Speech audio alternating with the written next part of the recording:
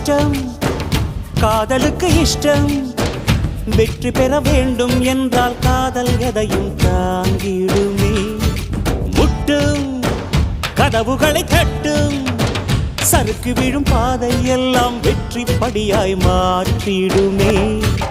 அண்ணாந்து பார்க்காமல் விண்மீனை வீழ்த்திவிடும் துணையாரும் இல்லாமல் ஜெயித்திடுமே